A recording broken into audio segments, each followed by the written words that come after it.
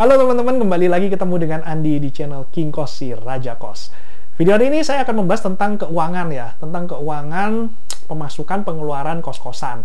Nah, ada satu hal penting yang biasanya orang itu mencadangkan ya, di laporan keuangan itu mencadangkan keuntungan, namanya retain earning ya, jadi profit atau laba yang ditahan. Nah, saya mau bahas nih, saya mau kasih info selama 8 tahun saya usaha kos-kosan ini, retain earning itu berfungsi apa enggak, terus sejauh mana efektivitasnya kita ada laba ditahan ya. Silakan simak videonya sampai selesai.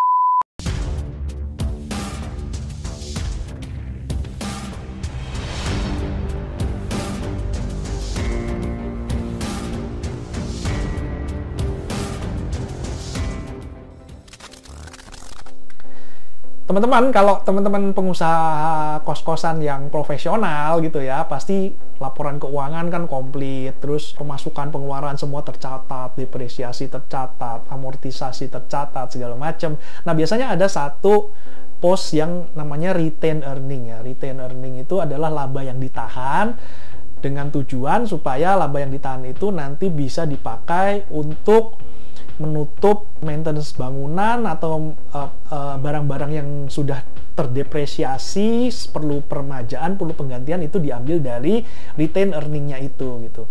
Nah, kalau saya kan tipe orangnya nggak suka yang ribet-ribet ya. Jadi laporan keuangan pun kan saya udah cerita, laporan keuangan tuh ada yang bikin, akunting saya bikin laporan keuangan, tapi saya nggak pernah lihat. Saya tuh modelnya incek-incek glodok gitu ya.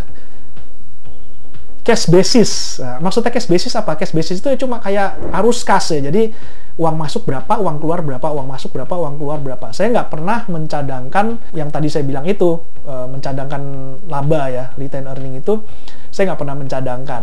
Nah, sebenarnya kita bisa bandingin sih. Di akunting saya tuh dicadangkan, kalau di tempat saya jadi laporan keuangan saya tuh ada dua. Ini maksudnya bukan dua pembukuan ya, misalnya yang satu buat pajak, yang satu buat sendiri, enggak. Dua laporan keuangan ini sama, tapi yang satu itu yang standar akunting, yang satu lagi yang standar cek glodok ya. Jadi yang cash basis doang, yang uang keluar, uang masuk, uang keluar, uang masuk. Pokoknya gue tahu di ujungnya uang masuk dikurangi uang keluar itu nggak boleh minus, pokoknya harus positif gitu, harus profit gitu ya. Nah, kalau yang di cash basis kan nggak ada retain earning-nya ya. Jadi tidak ada dana yang dicadangkan untuk perbaikan-perbaikan besar atau untuk cadangan pembelian elektronik atau furniture yang udah perlu diremajakan, itu nggak ada. Nah, tapi selama 8 tahun ini saya pakai yang cash basis itu, ternyata tidak pernah ada satu tahun pun yang rugi ya. Jadi gini, kalau retain earning itu kan kita laba itu ditahan supaya nanti kalau ada perbaikan besar kita bisa ambil dari dana itu, kita pakai supaya kita tetap positif profitnya kan. Sebenarnya tujuannya kan itu gitu ya, dana cadangan gitu. Nah, tapi ternyata selama 8 tahun ini saya pakai cash basis pun semua masalah-masalah perbaikan, maintenance, permajaan, servis segala macam, pengeluaran itu semua masih bisa tercover dari pemasukan ya, dari omset.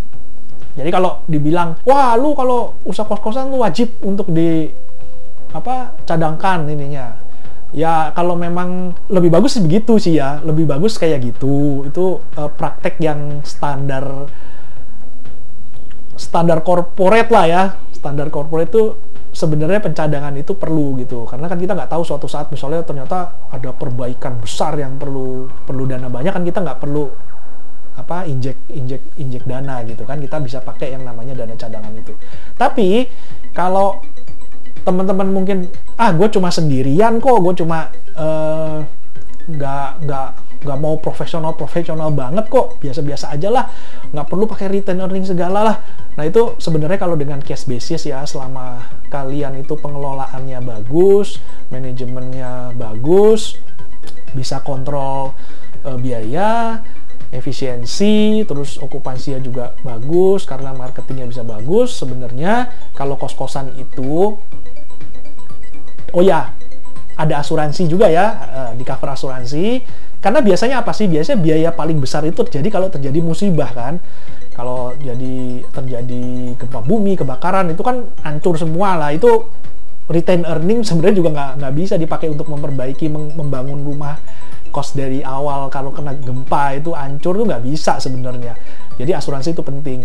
Nah, kalau teman-teman nggak pakai retain earning, nggak masalah menurut saya. Cuma kalau bisa disisihkan itu lebih bagus. Nah, kalau teman-teman ternyata pada saat operasional ternyata banyak minusnya karena pengelolaannya itu minus, operational income-nya tuh minus. Nah, itu berarti mungkin teman-teman ada sesuatu yang salah. Entah salah di pengelolaannya, entah salah di efisiensi biayanya, entah salah di okupansinya itu rendah gitu ya. Karena kalau okupansi tinggi harusnya kos-kosan itu nggak ada lah, kata minus itu nggak ada harusnya. Karena kos-kosan itu profitnya, marginnya itu cukup besar.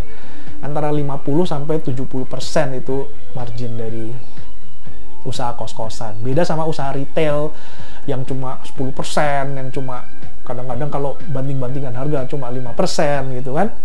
Kalau kos-kosan itu marginnya gede. Nah, teman-teman, sampai di sini dulu video saya ya. Semoga bisa sedikit memberikan pencerahan, wawasan. Terima kasih sudah menonton dan sampai ketemu di video yang akan datang. Dadah!